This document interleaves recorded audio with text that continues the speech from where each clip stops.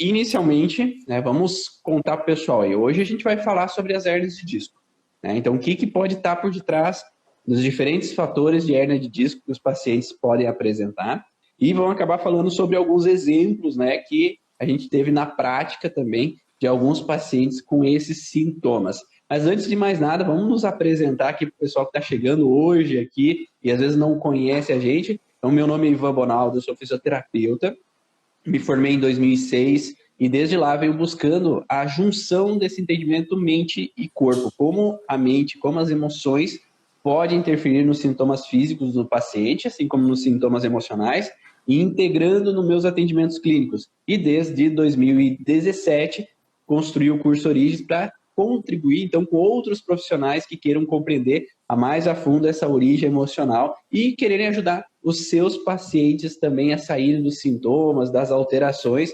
Eu acho que quanto mais a gente semeia essa sementinha, mais o mundo pode evoluir, mais o mundo pode melhorar, mais pessoas possam estar bem consigo mesmo e quem sabe a gente sai um pouco do caos que sempre vai existir, mas quanto menos pessoa, melhor, né, Natália? Conta aí, quem que é a Natália e um pouco da tua trajetória.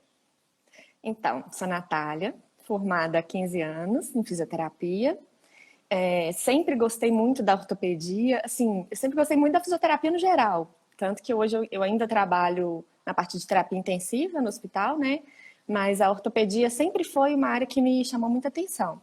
Então, desde quando eu formei em 2007, eu foquei muito na ortopedia, fiz vários cursos dentro da reabilitação ortopédica, e a coluna é algo que sempre apareceu muito para mim, de uma forma geral. Então, fiz formação em RPG, fiz formação em liberação miofascial, quiropraxia, tudo muito voltado para a parte da coluna. E quando comecei a perceber, é meio que um caminho assim, né? A gente vai na fisioterapia, aí você percebe que, nossa, tá faltando uma coisa, aí você faz o RPG, não, ainda tá faltando uma coisa, aí fui para quiro, não, tem alguma coisa ainda faltando. E aí o momento que eu comecei a perceber que eu precisava buscar algo além da fisioterapia em si mesmo, muitos pacientes, eles melhoravam e voltavam com o mesmo sintoma. Eles melhoravam e falavam, e aí, mas o que você fez? Teve alguma queda? Dormiu de mau jeito? Não fiz nada. E aí eu não entendia, gente, mas por que voltou? Sendo que a pessoa não teve nada de físico, nada mecânico ali que pudesse levar aquela recidiva. E aí eu falei, não, tem alguma coisa a mais. E aí eu comecei a entrar mais para as terapias integrativas, né? Eu comecei nas integrativas pela hipnose, mas na época que eu fiz a hipnose, falavam muito assim, não pode, tem que tomar muito cuidado para tratar questões relacionadas à dor, porque às vezes você tira uma dor que é um aviso do corpo ali. Então, assim, não tinha uma abordagem direcionada, olha, tem uma hérnia de disco, eu vou na hipnose direcionada para a hérnia de disco. Então, eu acabava não conseguindo abordar da forma que eu gostaria aqueles sintomas ortopédicos ali, né? Até que eu conheci a origem emocional através da Dani. E ela começou a me falar, nossa, estou fazendo uma formação e tudo mais. Foi mais ou menos em 2018. Eu estava iniciando uma formação também em microfisioterapia. E nesse meio tempo, ela me falou do Ivan. E aí eu fui buscar uns vídeos no YouTube e tudo mais. Achei fantástico, assim, fantástico mesmo. E aí te descobri. E você começou, foi em 2020, você fez a formação presencial. Foi, mas eu fiz a formação online mais ou menos 2018, né? E Já aí começou lá. Foi. 2000 e, se não me engano, foi 2020, início de 2020 que nós fizemos o presencial, né, em Belo Horizonte. Sim, foi antes Início eu da já tinha pandemia. feito, eu já tinha feito, não tudo, mas já tinha feito uma parte da formação online, né?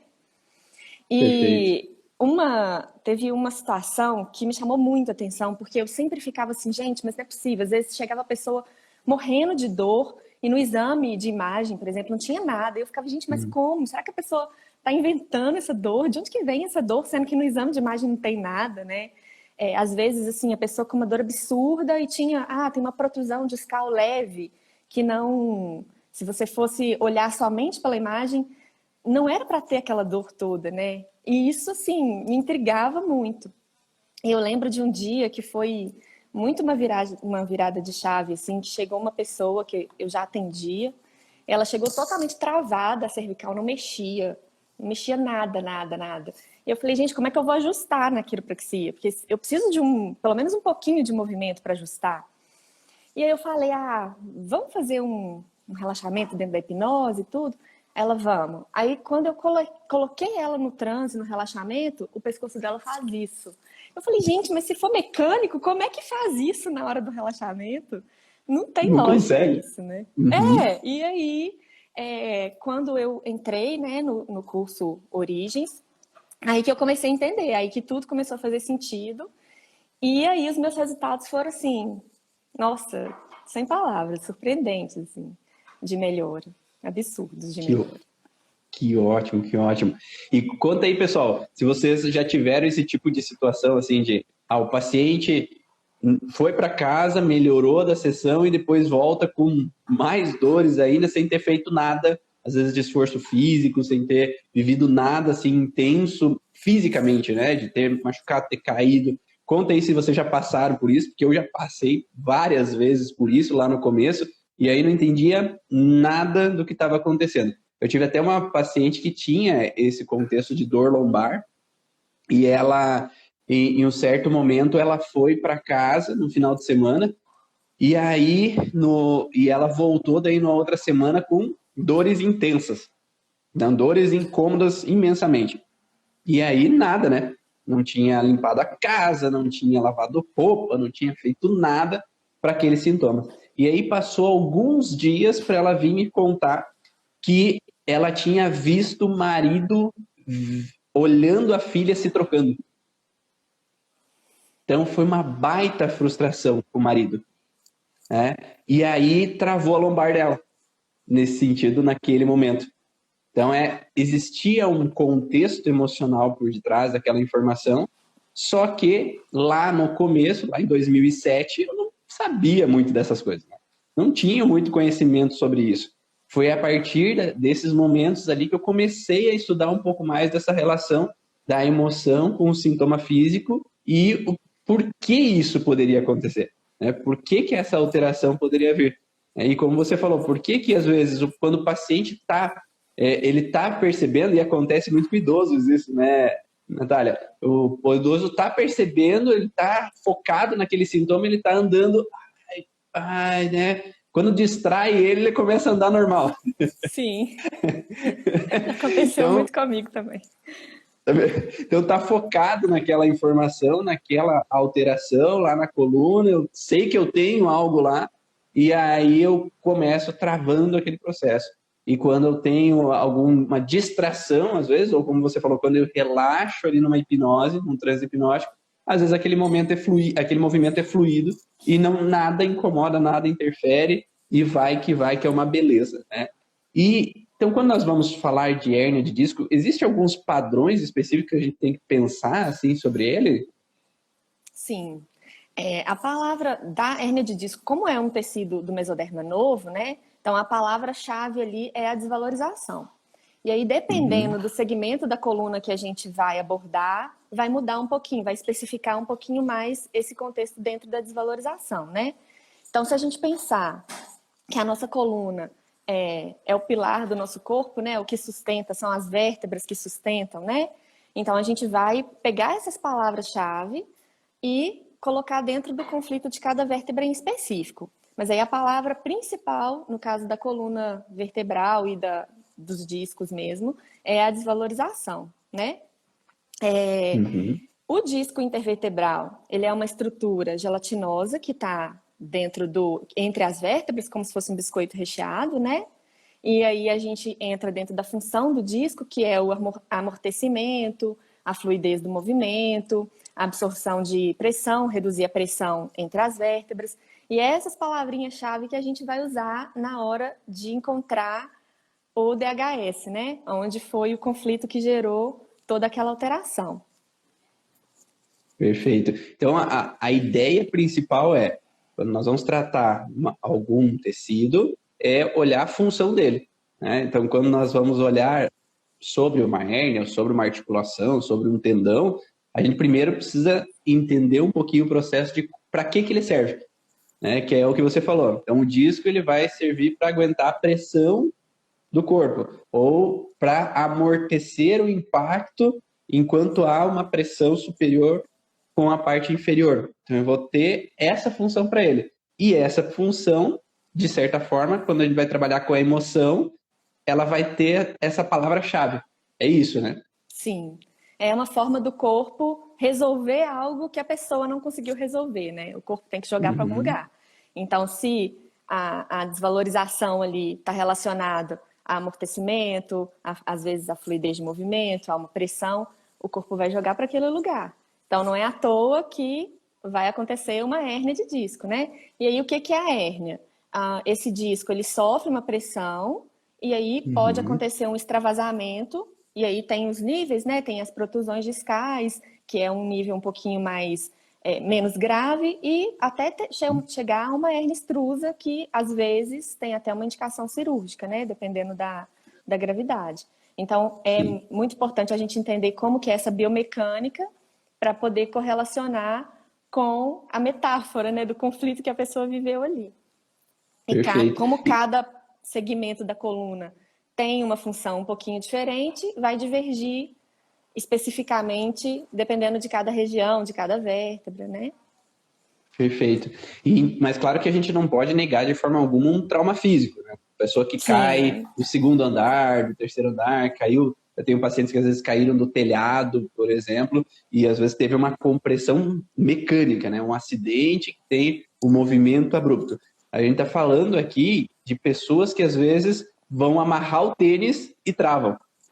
Que não é algo intenso, não é algo que ele teve um acidente, teve algo físico. Por mais que também, e muitas vezes nos acidentes, existia uma fragilidade do porquê eu romper lá o disco de L4, L5, ao invés de T2 e T3.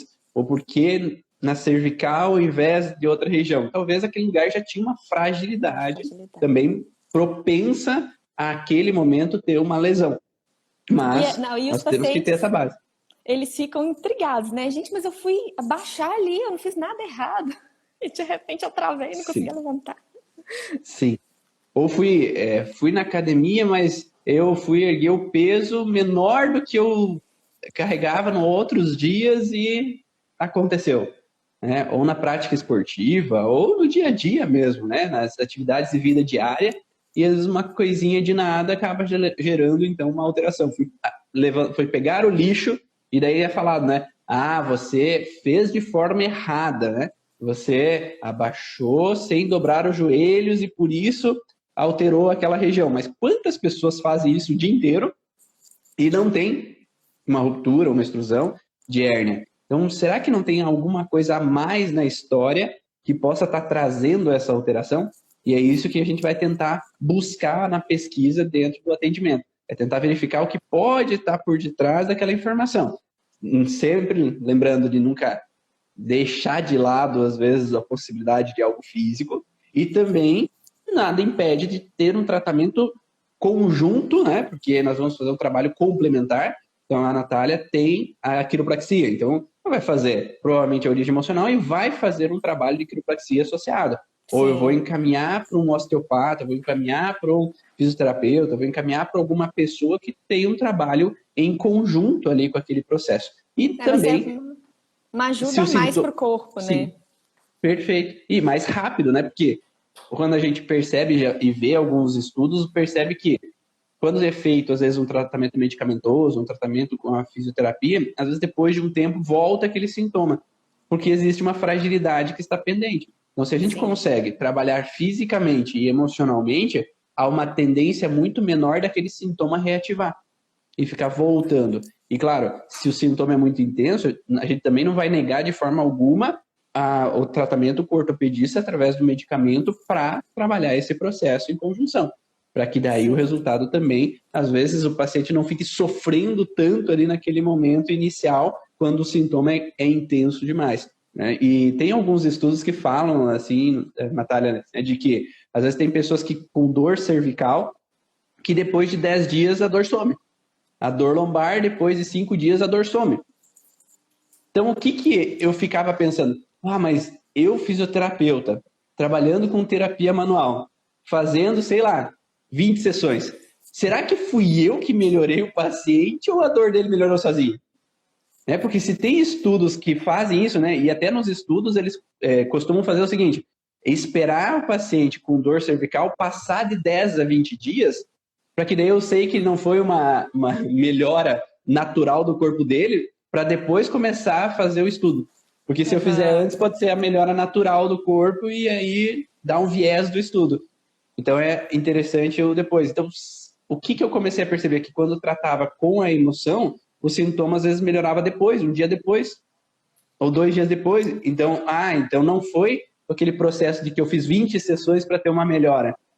Às vezes aquele sintoma está melhorando exatamente por aquilo que eu estimulei o corpo, ou aquilo que eu trabalhei com aquele corpo, explicando com o paciente, conversando com ele entendendo daquele processo. Não é assim, Natália? Sim, é muito fantástico, né? Quando o paciente entende, eu costumo muito explicar. Eu tenho uma coluna lá no consultório, uma coluna enorme, e eu sempre explico, olha, essa estrutura é aqui, porque muitas vezes a pessoa não sabe, eu tenho uma hérnia, mas o que é a hérnia? Eu não sei o que é a hérnia. Então, quando você entende o mecanismo e o porquê dela estar ali, é muito mais fácil dele tomar consciência do que gerou, né?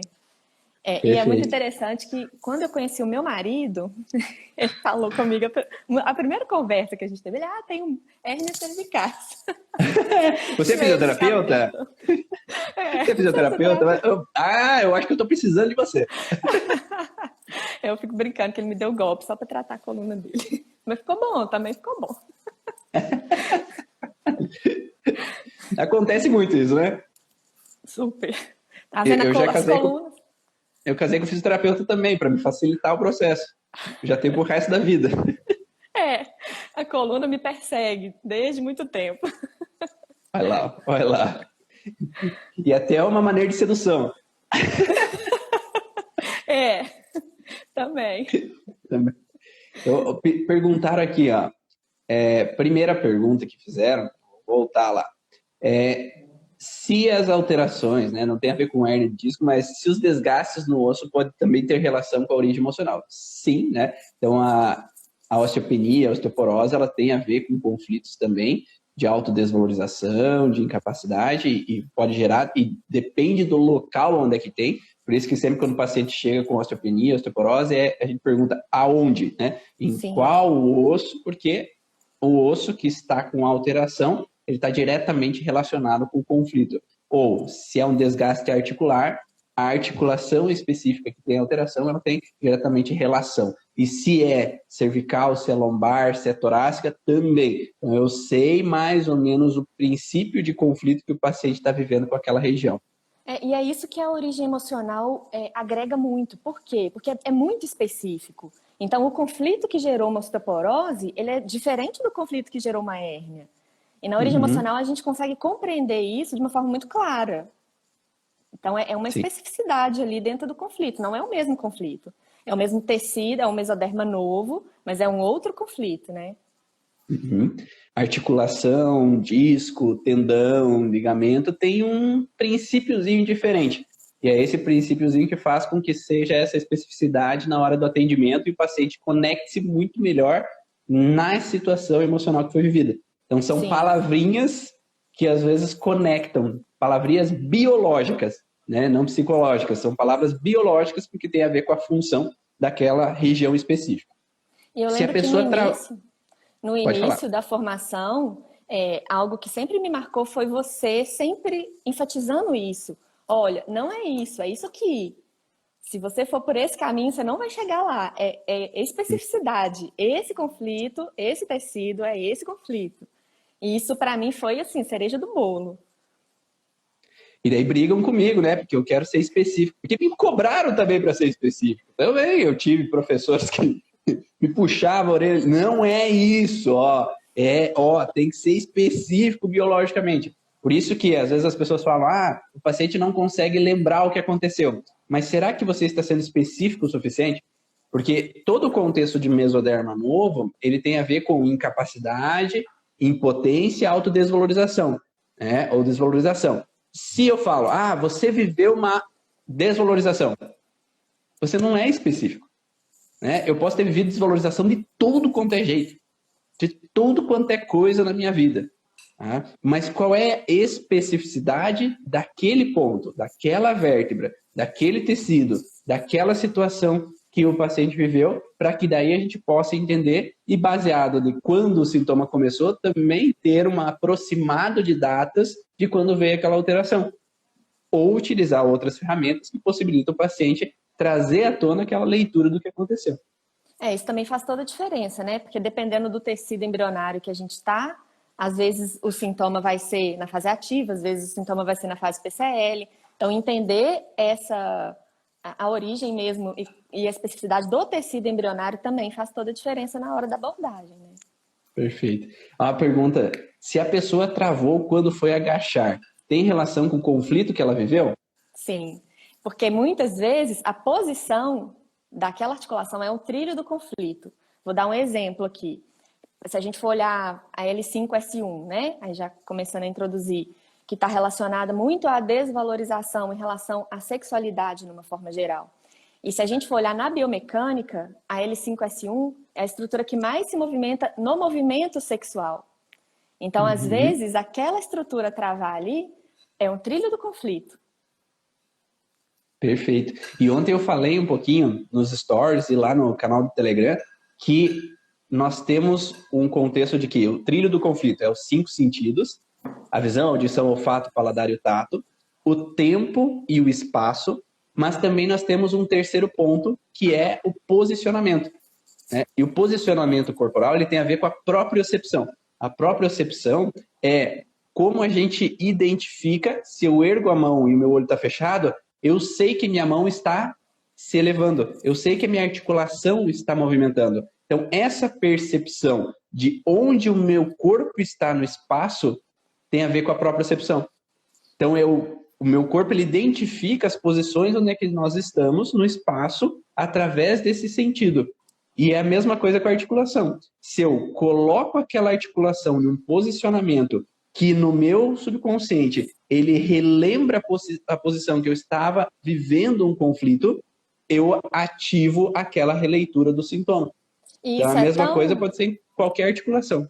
Isso é tão interessante que a gente usa até para o tratamento mesmo, a gente coloca, às vezes, eu faço muito isso, o paciente na posição em que a dor aparece de forma aguda, intensa ali, a posição em que ele travou, porque a própria posição já vai trazer para o inconsciente, já vai ser um caminho para levar o inconsciente ao conflito que ele viveu, né? Perfeito. E existem várias abordagens ou metodologias que falam sobre isso, né? Que trazem essa percepção e quanto mais próximo eu estou do posicionamento ou da releitura daquele processo, mais fácil a lembrança também. Então, para vir à tona do paciente o que aconteceu, estar naquele posicionamento facilita esse processo. Então, é uma forma a mais, né? Um gancho a mais, né? Um gatilho a mais para trazer é uma ancoragem, né? Você ancorou ali naquela posição por causa do conflito e você colocar essa ancoragem à tona faz com que a lembrança daquele processo se torne muito mais possível de acontecer. E aí a gente pode ter diferentes padrões nesse sentido, né? A gente pode ter situações cervicais, situações lombares, situações torácicas nessa alteração.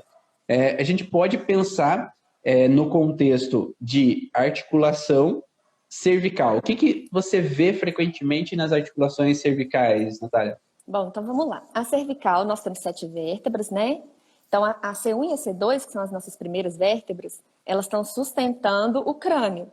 Então, nós vamos pensar em conflito de desvalorização relacionado a algo intelectual. Então, eu fui desvalorizado intelectualmente ou moralmente. E são essas vértebras que são mais responsáveis pela rotação da cabeça, né? A cervical mais baixa é mais um movimento de flexo-extensão. Então, um dos principais conflitos em relação à cervical alta vem dessa desvalorização intelectual, né? A cervical mais baixa já tem relação com a parte de submissão. Então, às vezes, eu me senti desvalorizado num sentimento de que eu tive que me submeter a algo, eu tive que abaixar a cabeça para algo. E eu Uhum. tenho um caso muito interessante que eu atendi em relação à cervical baixa, que foi uma mulher em que o DHS dela foi um momento em que entraram pessoas na casa dela para assaltar, e eles colocaram ela, a família, todo mundo nessa posição. Então, eles tinham que ficar ali nessa posição enquanto eles levavam tudo da casa, né? Então, ali, quando a gente... E aí, assim, era incrível. Ela não conseguia fazer esse movimento. Ela ficava o tempo todo fazendo assim, no dia a dia dela e tudo mais. Esse movimento era um movimento que fazia o inconsciente voltar ao conflito, né? E aí, quando a gente volta, Uhum. ela... Nossa, muito intenso, assim, ela volta em todo aquele momento, né, que é um mega DHS, e aí a gente pode ressignificar todo aquele processo, né? Perfeito. O Então, volta. nós podemos pensar que o vivido perante a releitura, o vivido ele foi real, porque eu baixei a cabeça mesmo, eu fui forçado a baixar a cabeça, né? Ou fui forçado a baixar a cabeça de alguma forma, ou eu, perante uma situação, eu não quero nem olhar para a cara daquela pessoa, então eu abaixo a cabeça também, né? Porque eu não quero olhar para aquela pessoa porque ela vai me criticar, ou porque ela vai brigar comigo. Então eu tenho um real movimento de cervical nesse processo, ou eu posso ter um pensar imaginário ou simbólico com esse processo. Então eu posso pensar simplesmente, eu não quero baixar a cabeça mais para as pessoas. Eu não aceito ter que me submeter àquela pessoa, baixar a cabeça. Então, simbolicamente, eu não baixei a cabeça, mas eu estou pensando nesse papel de que eu não quero baixar a cabeça, mas eu tenho, né? Porque é o meu E às vezes chefe a gente, ou é meu pai. Pode vê os falar. pacientes que têm aquele ovinho aqui na cervical, lá embaixo, né? Geralmente está muito relacionado Sim, às pessoas que tiveram que se submeter de uma forma simbólica, né? Eu sempre tenho que me submeter, eles me humilham, eu tenho que abaixar a cabeça. É bem frequente de encontrar, né? Lembrando perfeito. que a gente sempre precisa pegar o indivíduo de forma única, né? Uhum. A origem emocional vai dar uma base para a gente de cada vértebra, mas é importante a gente pegar o indivíduo e ver ali dentro do contexto dele o que ele viveu, né? Às vezes a gente pode encontrar, por exemplo, a pessoa que trabalha do meu lado, eu tenho que olhar para ela todo dia, ela me desvaloriza, eu me sinto, às vezes, julgado, humilhado por aquela pessoa e ela tá ali do meu lado todo dia, né? E aí Eu você não não quero consegue nem mais fazer o olhar. movimento da cabeça. Sim. E isso aí Ou, em longo prazo, ou, imagina, né? sim. O corpo. Ou o chefe sempre chega pela direita, e aí esse chefe sempre chega na direita e eu. Ah, ele veio de novo. Tá? Ih, lá vem. Né? Então é sempre uma sensação de autodesvalorização, de impotência em, eu não quero nem olhar para lá porque lá vem bomba de novo. E aí eu fico sempre nessa sensação de que eu não quero virar para esse lado. E aí, como você falou, a cervical alta tem mais propensão em esse deslocamento, esse virar no rosto, e também pode pegar musculatura causando torcicolos. Né? Então eu não Sim. quero virar, então eu tensiono para não virar para aquele lado. Ou de ter que me submeter a situações, então eu baixo cabeça, baixo cabeça, baixo a cabeça, mas não quer dizer que eu concordo. E é como você falou, né, Natália? O conflito ele vai ter uma alteração maior quanto mais repetições eu vivo na minha vida. Então, se você vive uma pequena situaçãozinha, você não vai ter uma hérnia de disco. Você não vai ter um sintoma de travar o teu pescoço. Às vezes vai ter uma dorzinha um dia naquela região. E geralmente essas dores vêm após o estresse, quando eu relaxo na situação.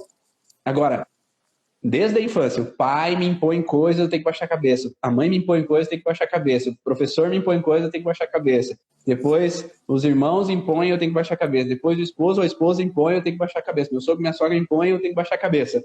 Chega uma hora que, de tanto ter que baixar a cabeça aos outros, o meu cérebro fala: eu não quero mais baixar a cabeça. Vamos travar esse negócio para não baixar mais a cabeça. Então, o Uhum. sentido biológico do processo é tentar evitar se submeter de novo. Porque já é duro demais me submeter tantas vezes, então eu vou tentar uma maneira para tentar evitar. Não sei se é mais ou menos isso que você vê, Natália. É, sim, com certeza. E aí, às vezes a gente pega um grande conflito que só por ele, toda vez que a gente ou faz o movimento ou vive a submissão, você ativa, ou às vezes tem uma junção de vários pequenos conflitos que em longo prazo o corpo também perde a capacidade de manter, né, a autorregulação daquele tecido ali. Uma questão interessante que eu ia colocar também em relação a quando a gente faz ajustes mecânicos, né? Acontecia muito, assim, eu fazia o ajuste na quiropraxia e aí a pessoa ficava lá um tempão, nossa, tô ótima. Do nada voltava. Gente, mas aí desajustava o mesmo local. Ou seja, eu tratei ali temporariamente, mas aí o paciente reviveu o conflito de alguma forma e aquela estrutura voltou a ser danificada de novo, né? E aí, muitas vezes, quando a pessoa, lá na infância, ela já está estruturada num conflito de submissão e vai vivendo isso aí em longo prazo, chega na fase adulta, vai ter. O corpo não dá conta. É a forma que ele tem de biologizar aquela informação ali, né? Perfeito, perfeito. E uma coisa que eu vi também, que o Bjorn, que escreveu o livro de As Causas Emocionais das Doenças, ele coloca que o Hammer trazia também a sensação de que, além do contexto de que amortecimento, ou sentir pressão e eu ter que me submeter, por exemplo, a uma situação, há um contexto, além da vértebra, de túbulos coletores do rim ativados ao mesmo tempo, que fazem com que o edema na vértebra aumente. Então, esse edema na vértebra, o disco aumente. Então, esse edema no disco faz com que haja um aumento da extrusão e o aumento da compressão. E aí faz com que aumente o sintoma. Então, ou seja, a gente também vai ter que trabalhar naquele momento a sensação de abandono, de desabamento da existência, a sensação de eu não tenho uma referência por mim, que faz com que... Geralmente, eu tive um paciente esses dias atrás que foi bem assim, Natália.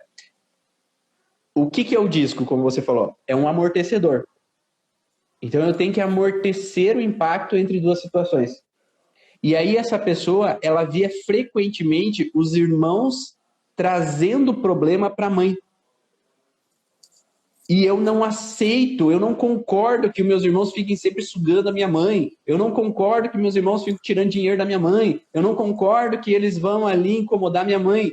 Só que é como se eu quisesse amortecer o problema para minha mãe com relação aos meus irmãos, mas eu me submeto ao problema para minha mãe não sofrer. Então eu amorteço para não doer na minha mãe, mas daí eu tenho que baixar a cabeça e fazer para os meus irmãos algumas coisas que eu não aceito e não concordo.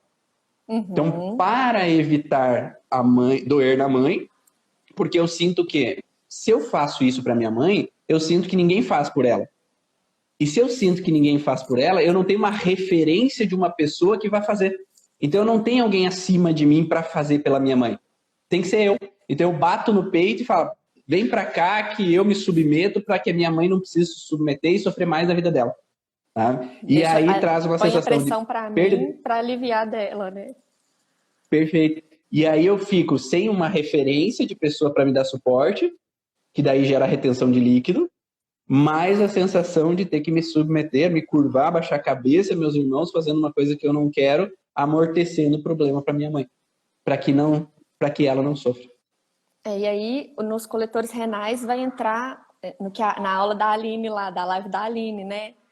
Vai aumentar o edema cerebral, então a resolução do conflito vai ser muito mais demorada, né? Quanto maior o edema cerebral, maior a fase de conflito ativo ali, né? Então, ou às vezes até não há uma solução, porque se eu não tenho eliminação do líquido, o edema persiste.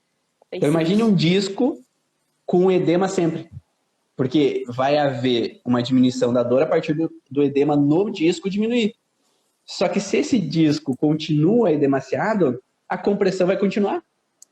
Então vai ser preciso mexer nos coletores, nos túbulos coletores, na retenção de líquido nesse disco, para que ele agora reduza e ele pare de comprimir a região da inervação e aí as dores começarem a diminuir, né? Para que daí o paciente comece a melhorar. Então, eu acho que essa conjunção é importante também para ter uma diminuição dessas alterações. Super. E aí, quando a gente vive também o conflito, o nosso corpo, ele às vezes, muitas vezes, não é só uma estrutura, né? Que o nosso corpo vai danificar ali. Então, o nosso corpo, nosso inconsciente está ligado aos 5 sentidos, né? Então, às vezes, a sobrecarga vai ter em partes diferentes do corpo. Então, é muito importante a gente buscar, e isso também foi um diferencial muito grande na sua abordagem no curso Origens para mim, porque você nos ensina a contar a história daquilo ali e a ver que órgãos no mapa cerebral ali, que órgãos foram afetados. Então, ali, se eu estou estruturada, como eu disse, numa questão de submissão em relação aos meus valores, a amortecer, vai afetar a minha coluna, mas pode ser que afete outras coisas. Às vezes os coletores renais estão ali, às vezes numa injustiça você pode pegar também a parte de vesícula, de raiva de vesícula, né? Enfim, é bem legal a gente pegar todo o contexto que o paciente viveu naquele momento, né? Perfeito, perfeito. Me perguntaram ali antes que se às vezes a paciente tem dor nas costas, se sempre vai ser coluna. E não, né? Nem sempre vai ser a coluna. Porque existem também órgãos que remetem a dores na região mais externa. Então, eu vou ter músculos que vão contrair para proteger um órgão interno.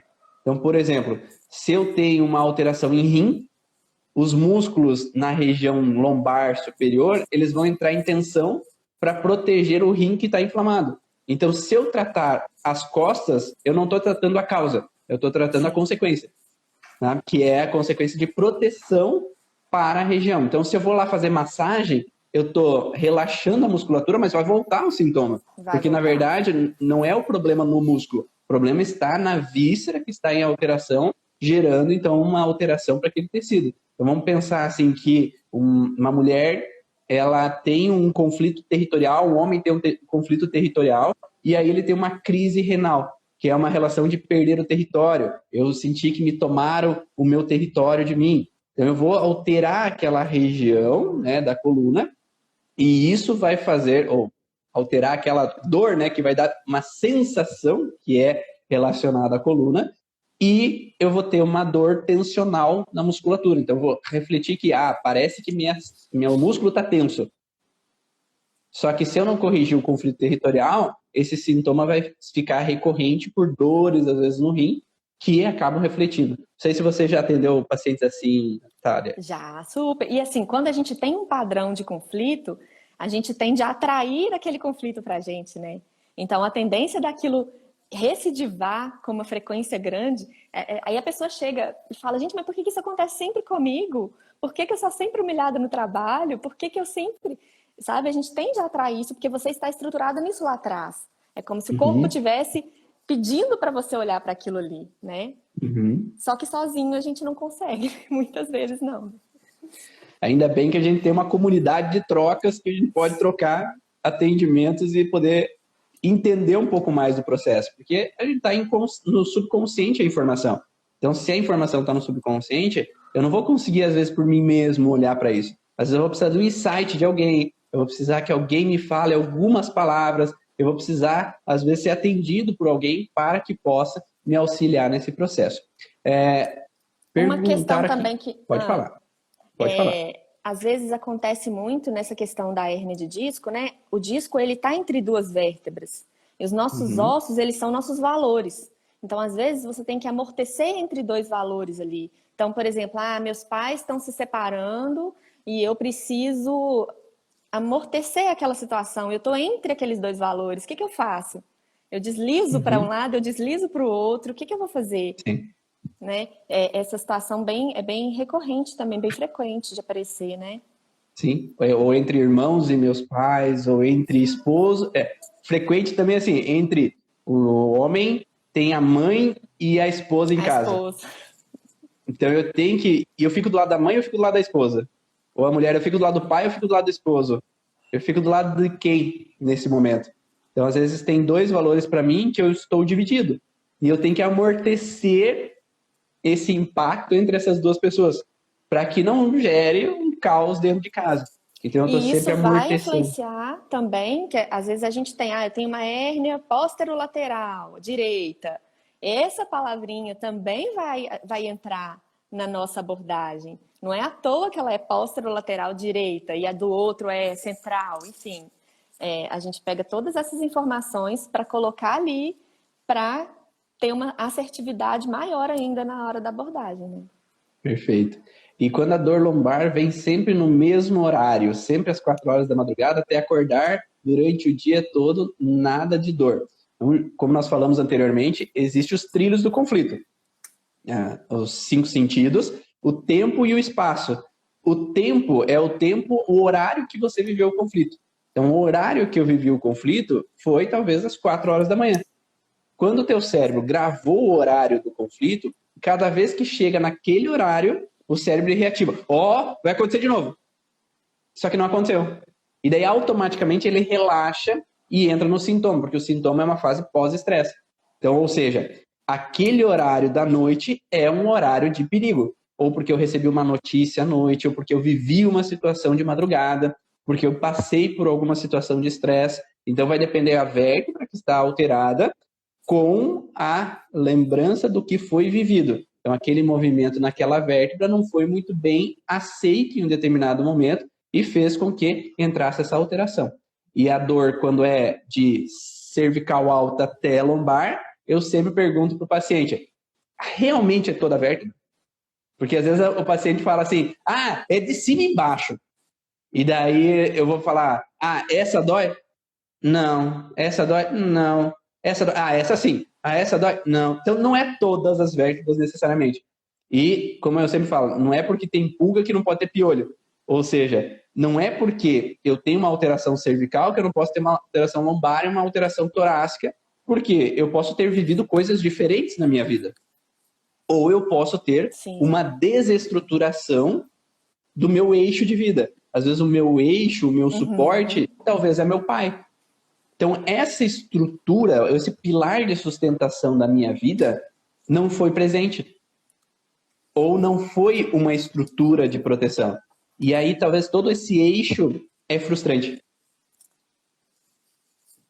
Sim. A gente pode passar para a torácica? Tem mais alguma coisa da cervical? Podemos, pode falar. Pode continuar. Bom, então, a torácica é uma coluna que é mais difícil de ter hérnias, né? A cervical e a lombar são muito mais frequentes, a torácica não é tão comum, é mais raro.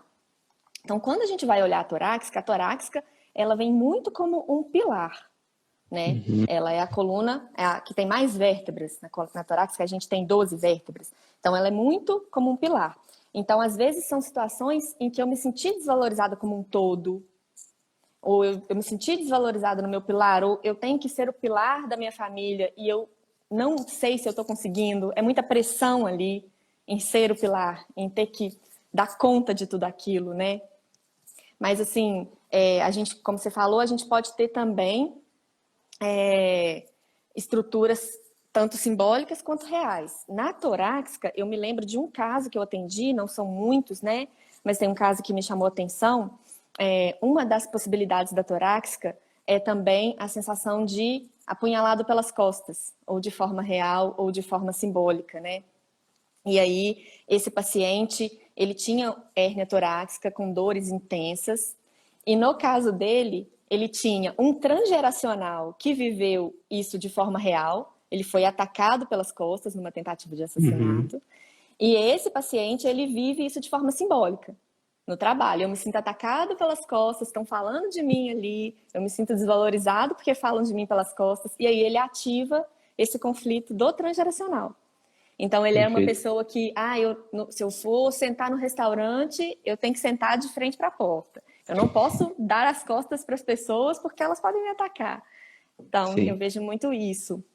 Uma outra possibilidade da coluna torácica também é quando você tem uma preocupação em relação a algo que pode estar errado em relação ao tórax, né? Talvez cardíaco, pulmonar. Então, tem esse sentimento de desvalorização em relação a esse sentimento. Algo não está bem ali naquela região, né? Não sei se você já pegou muitos casos de torácica. Ou agora, quando está acontecendo esse contexto de a pessoa foi internada porque teve o contato com o vírus, e aí ela tem medo pelo funcionamento do seu pulmão. Pulmão, E aí ela começa a ter dor nas costas. Então pode ser dor nas costas pela esse medo, essa autodesvalorização, essa incapacidade de exercer aquela função de forma adequada, ou pode ser pelo esforço em excesso, também utilizando a musculatura acessória. Porque para respirar, às vezes eu tenho que fazer força. E aí eu vou ter uma estimulação a mais. Então eu vou ter duas possibilidades. Então, ou o esforço, ou também a autodesvalorização com aquele local.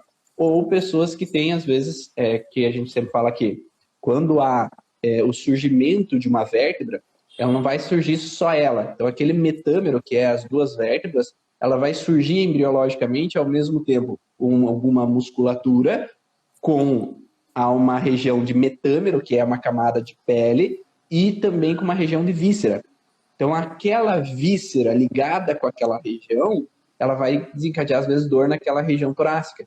Então, por exemplo, a T8 muitas vezes tem relação com fígado. Então, um conflito de fígado alterado tem uma alteração em T8 e aquele sintoma vai ali persistir enquanto eu não trabalho com a víscera também e a emoção que está por detrás daquela víscera que está conectada à vértebra, à região do órgão, né, da víscera, e com relação ao metâmero associado e aos músculos associados. Então, às vezes a pessoa tem dores musculares em um determinado lugar que tem a ver com todo esse processo embriológico. Exatamente. E aí a gente pode colocar... pode falar. Perguntar aqui, dores, o uso da terapia integrativa em conjunto com a fisioterapia tradicional é capaz de eliminar o surgimento de novas hérnias de disco? Sim. Então, claro. Tem vários pacientes que a gente consegue prevenir novos processos desde que a gente entenda de onde está vindo essa situação. Então, se eu tenho um conflito que é duro demais para mim me submeter, baixar a cabeça a uma pessoa, e isso me incomoda muito, é como se o barrilzinho já está cheio, já estou por aqui de baixar a cabeça. Se eu consigo lidar de uma forma diferente, eu paro de ter o sintoma.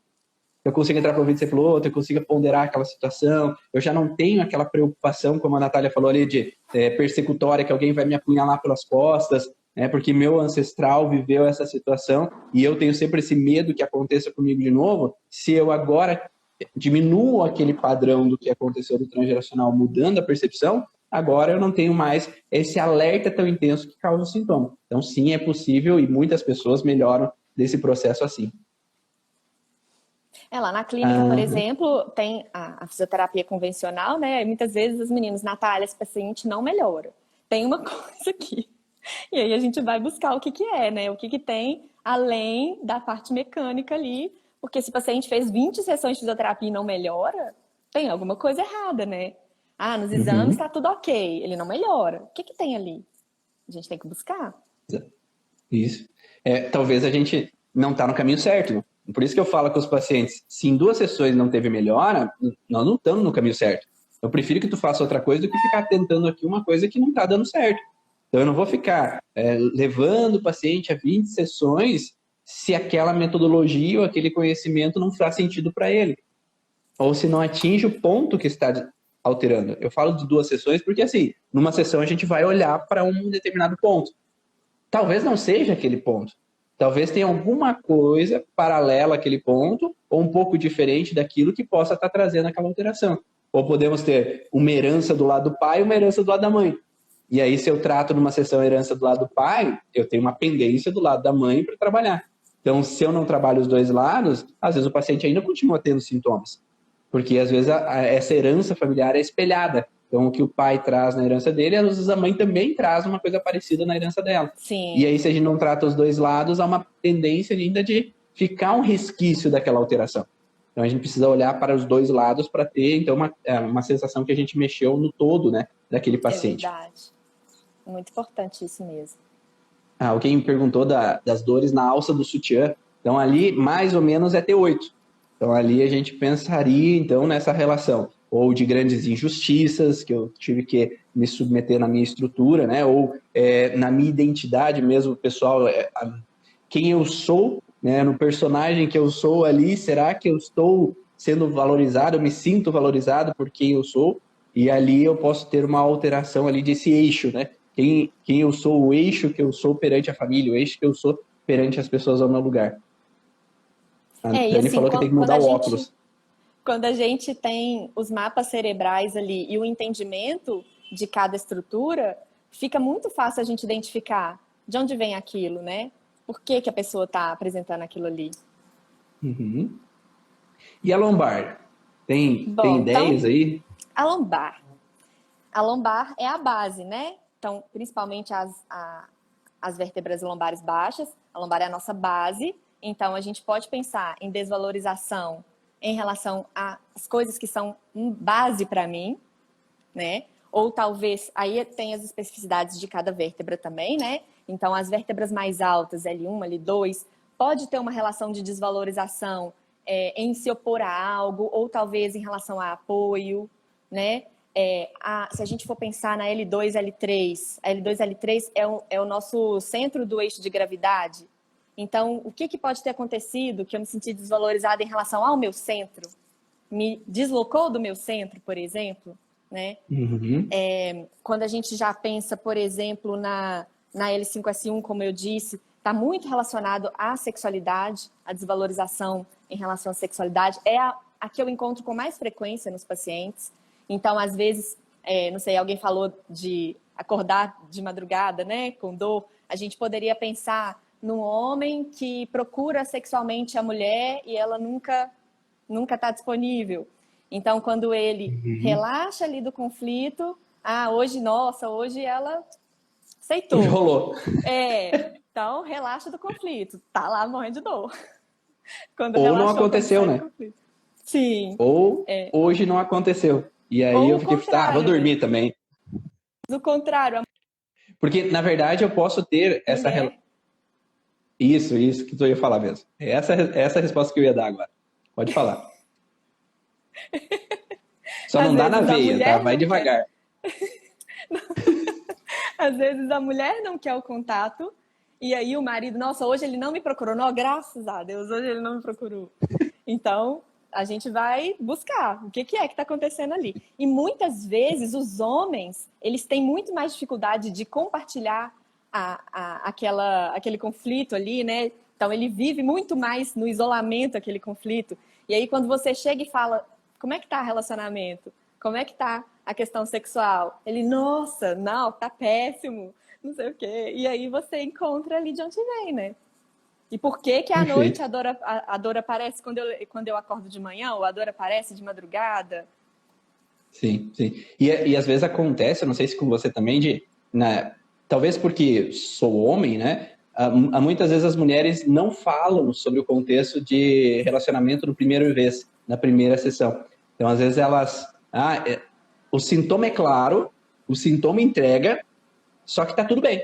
O libido tá bom, a relação sexual tá ótima, não tem problema nenhum, não. Daí, na segunda sessão, vem separada.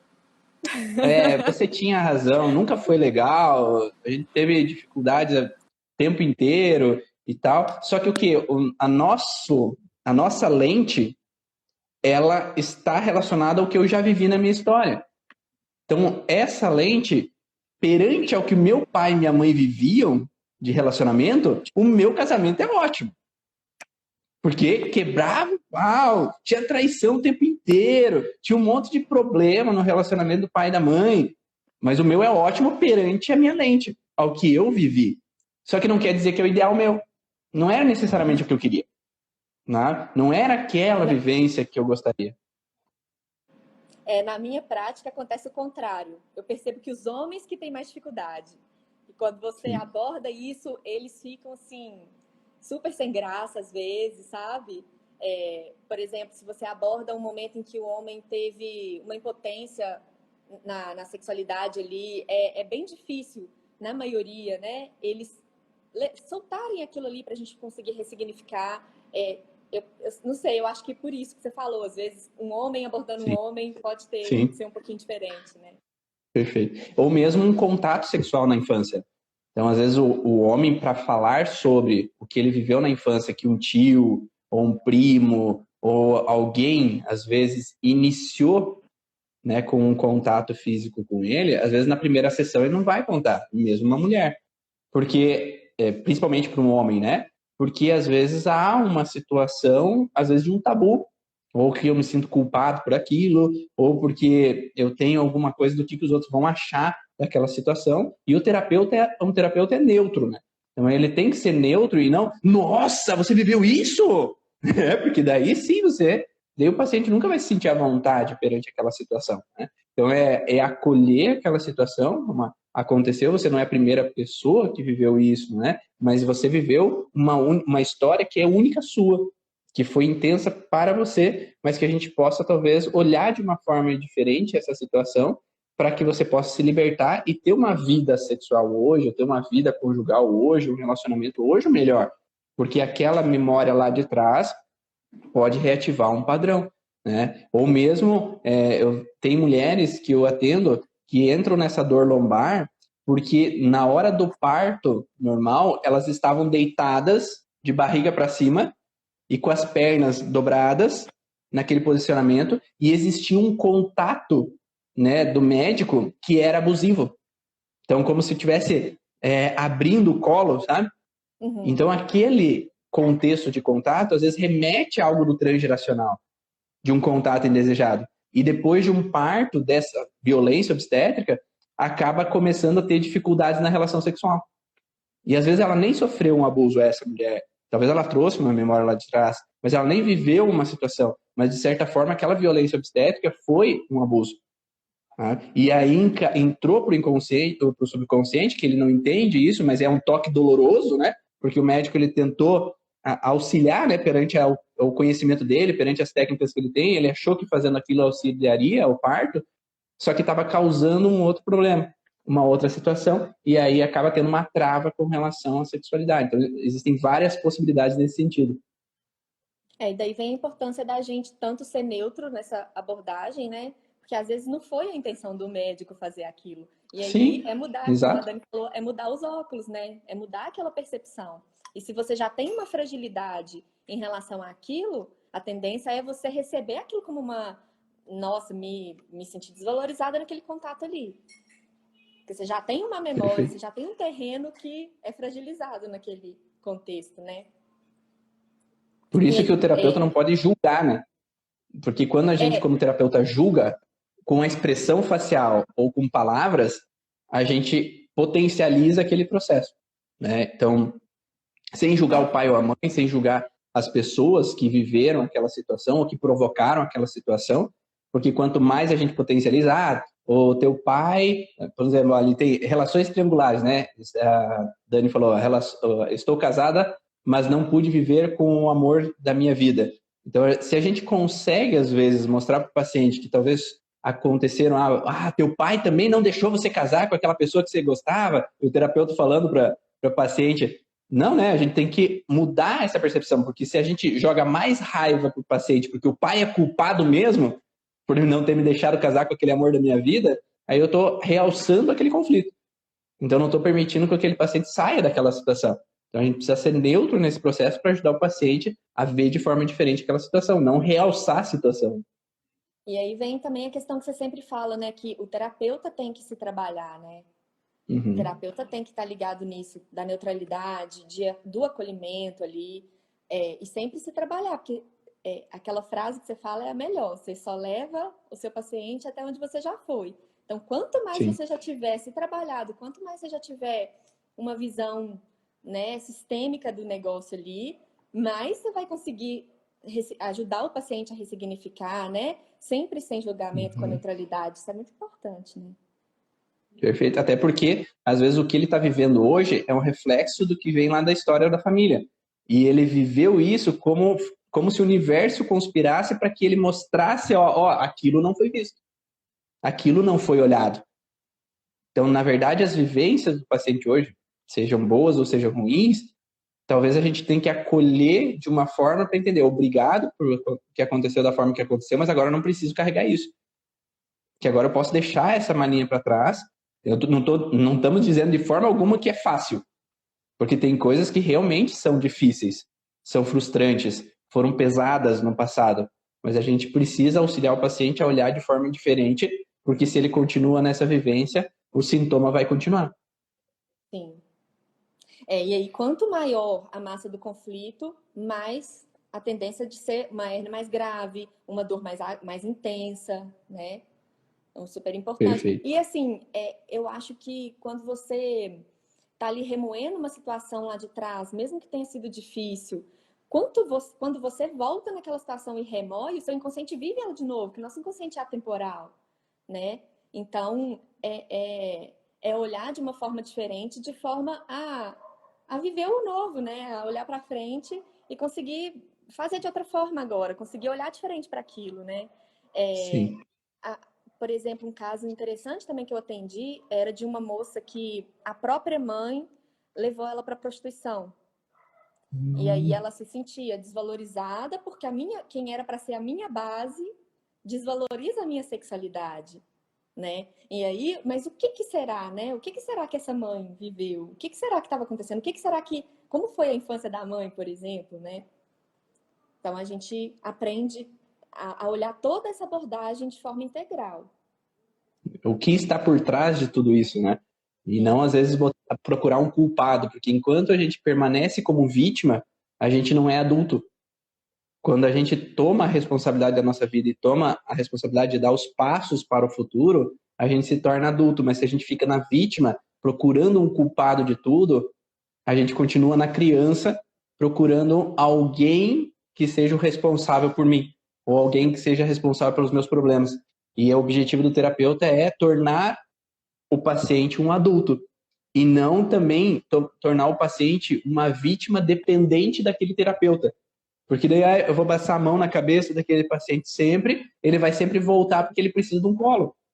Uhum. E não é essa a função do terapeuta, sim de auxiliar esse paciente a olhar com outros olhos e poder se tornar responsável da própria vida para que ele possa lidar de forma diferente com as novas situações, porque nunca vai acabar. Sempre vai ter coisas novas que vão acontecer na vida.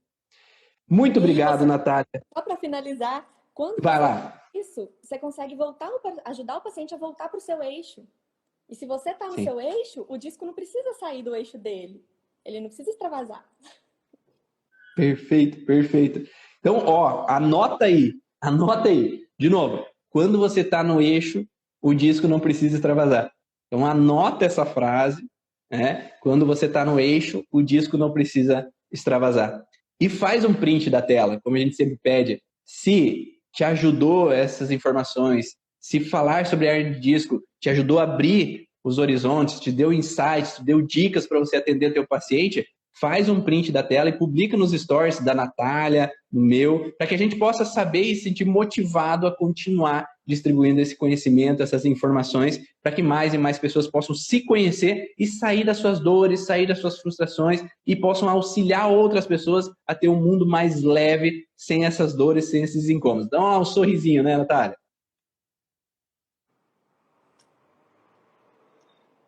Aí, espero que vocês tenham gostado. Manda o feedback pra gente lá nos stories, manda o feedback pra gente lá no privado, lá para que a gente saiba como é que foi para vocês também, ou manda lá no minicurso Terapeuta da Origem, no site ou dentro do Telegram, para que a gente também possa saber como foram essas informações para você e como isso contribuiu para você. Muito obrigado, Natália, muito obrigado aí de coração. Você transformou a minha vida pessoal e profissional. Tenho uma imensa gratidão por tudo, por todo o conhecimento, por tudo que você proporciona para a gente dentro do curso e fora dele também. Muito obrigado, minha amiga. É sempre uma troca.